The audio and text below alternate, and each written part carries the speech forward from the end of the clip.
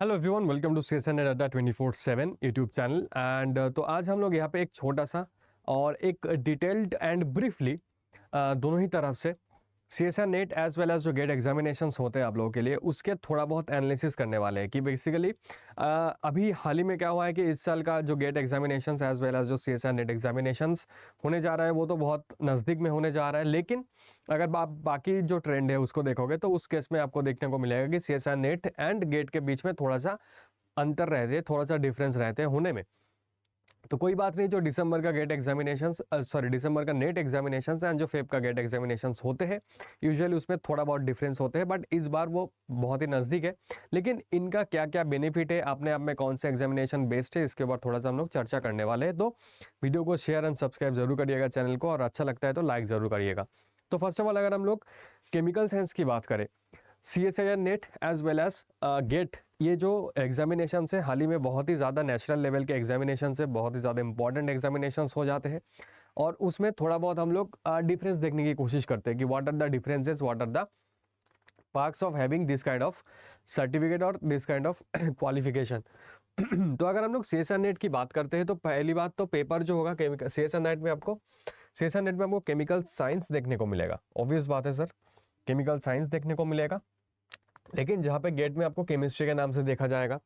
अब बात यह है कि क्वेश्चन आप देखोगे तो सीएसआईआर नेट में टोटल 120 क्वेश्चंस रहते हैं, जिनमें से आउट ऑफ दैट 75 क्वेश्चंस आपको करना होता है।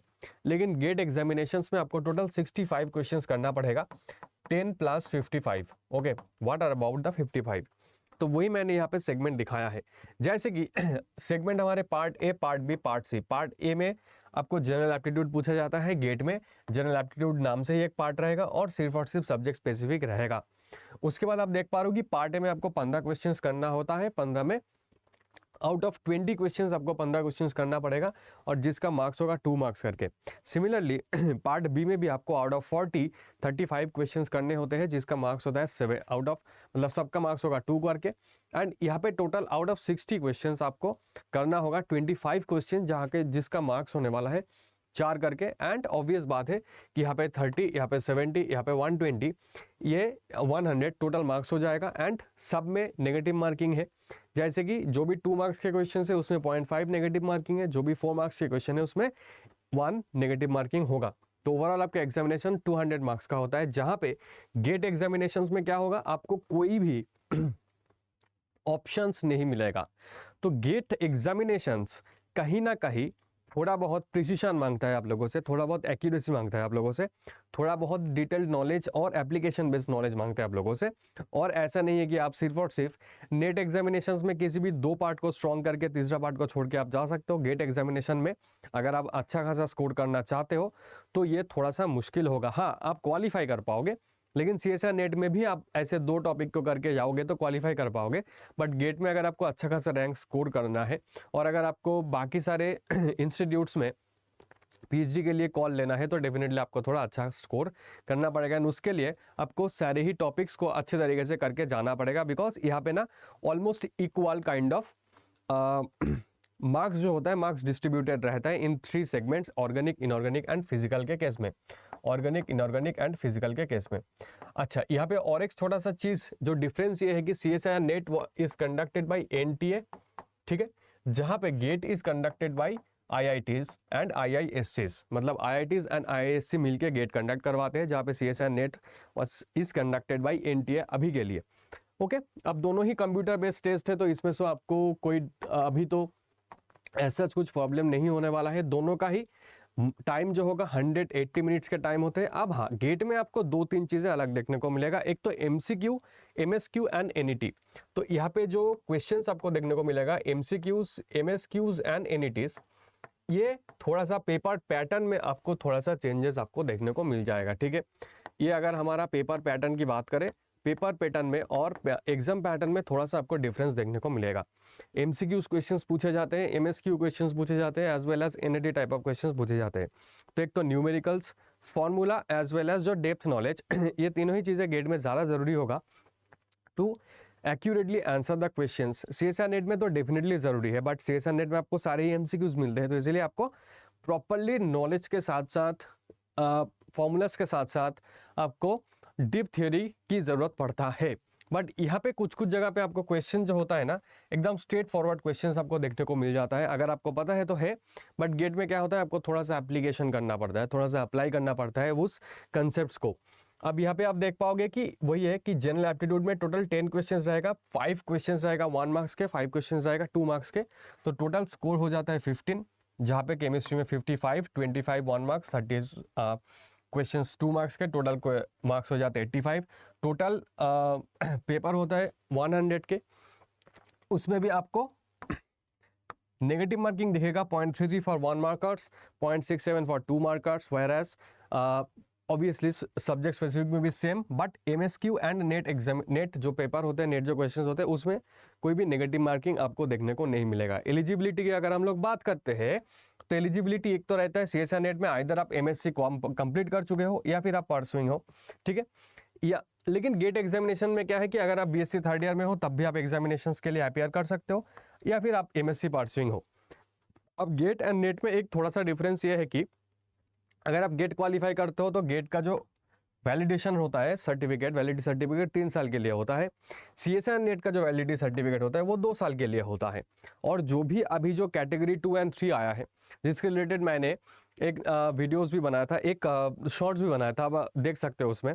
तो कैटेगरी 2 एंड 3 के लिए क्या होगा, आपका जो एडमिशन का वैलिडिटी रहेगा वो 1 साल रहेगा। मतलब आपको 1 साल के अंदर आपको एडमिट होना है, अगर नहीं है तो फिर आपको फिर से देना पड़ेगा।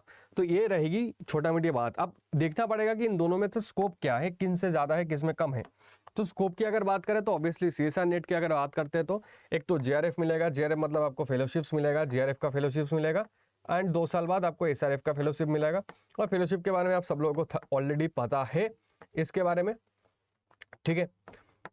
एंड इसके साथ साथ एसपीएम फेलोशिप हो जाता है, पीएमआरएफ हो जाता है। तो ये सारे एक्स्ट्रा मतलब टॉप 15 रैंक्स या फिर पीएमआरएफ के लिए आपको अलग से इंटरव्यू देना होता है, आपके पास पब्लिकेशंस होनी चाहिए। तो ये सब कुछ अलग क्राइटेरिया इसमें लग जाते हैं। एक्सेप्ट दैट आपको IITs, IISc, NIT, आइजर, central universities में कहीं से भी आप मतलब रिसर्च कर सकते हो। ऑल सीएसआईआर नेशनल लैबोरेटरीज में आप जाके ज्वाइन कर सकते हो एज एन जेआरएफ या फिर प्रोजेक्ट एसोसिएट। तो आप लोग जब भी कोई भी एप्लीकेशंस देखते हो उनमें 2 चीज़ मेंशन होता है, आइदर सीएसआर नेट और गेट, कोई एक क्वालिफाई होना चाहिए, प्रोजेक्ट एसोसिएट या फिर जेआरएफ एज ए जेआरएफ आपको ज्वाइन करने के लिए। तो ऑब्वियसली गेट एंड नेट में ये दोनों चीज़ कॉमन है, ठीक है। सेंट्रल मतलब सेंट्रल लैबोरेटरीज या फिर आईआईटीज, आइजर्स कहीं पे भी आपको जाना है, लेकिन स्कोर आपका अच्छा खासा होना चाहिए। फेलोशिप भी सब में कॉमन है। आप सीएसआईआर नेट के थ्रू आप असिस्टेंट प्रोफेसर बन सकते हो, जो आप गेट के थ्रू नहीं बन सकते। लेकिन गेट के थ्रू आप क्या जा सकते हो, सेंट्रल गवर्नमेंट में या फिर पीएसयू में आपको जॉब मिल सकता है अगर आप गेट में बहुत अच्छा खासा स्कोर करते हो। स्पेशली बीआरसी हो गया, ब्यूरो ऑफ इंडियन स्टैंडर्ड हो गया, ओएनजीसी, डीआरडीओ, एनटीपीसी, ये सारे रिनाउंड इंस्टीट्यूशन में आपको पीएसयू में आपको जॉब मिल सकता है थ्रू गेट स्कोर, जो कि सीएसआर नेट के थ्रू आपको नहीं मिलने वाला है। लेकिन सीएसआर नेट के थ्रू यस अब असिस्टेंट प्रोफेसर बन सकते हो। तो यहाँ पे थोड़ा बहुत चीज़ें डिफरेंस हो जाते हैं इन दोनों के बीच में। बाकी दोनों ही अपने आप में बहुत ही बेस्ट एग्जामिनेशन है। तो अगर ज़्यादातर आप लोगों को पता होगा कि दोनों का सिलेबस भी सेम ही है, सिलेबस भी सेम ही है। GATE as well as CSIR NET का सिलेबस सेम ही है। थोड़ा बहुत चीज़ें आपको अगर सिलेबस देखोगे तो कहीं पे थोड़ा सा इलेबोरेट में दिया हुआ है, कहीं पे थोड़ा सा नहीं, कम, यही बात है। बाकी अगर आप लोग सीएसआर नेट की तैयारी करते हो तो गेट का भी तैयारी करना चाहिए, गेट का तैयारी करते हो तो सीएसआर नेट की भी तैयारी करना चाहिए। दोनों ही बहुत अच्छा एग्जाम है एंड लेकिन हाँ थोड़ा सा आपको स्ट्रेटेजिकली दोनों में अलग तरीके से परफॉर्म करने की ज़रूरत होता है। गेट एग्जामिनेशन में नंबर ऑफ क्वेश्चंस कम है लेकिन वैराइटीज ज़्यादा है। सीएसआर नेट में नंबर ऑफ क्वेश्चंस बहुत ज़्यादा है, वैराइटीज़ कम है। बट यही है कि आपके पास यहाँ पे ऑप्शन है, यहाँ पे आपको ऑप्शन नहीं है।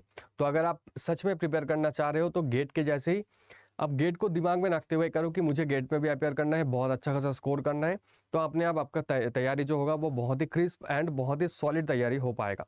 तो आई होप आपको ये वीडियो अच्छा लगा होगा। कमेंट सेक्शन में ज़रूर बताइएगा अगर मैंने कुछ पॉइंट मिस किया है तो चलिए फिर मिलते हैं नेक्स्ट वीडियो में। Till then thank you, take care and obviously video को लाइक ज़रूर करिएगा, शेयर ज़रूर करिएगा एंड कमेंट पे ज़रूर बताना कि आपको और किस तरीके का इन्फॉर्मेशन चाहिए।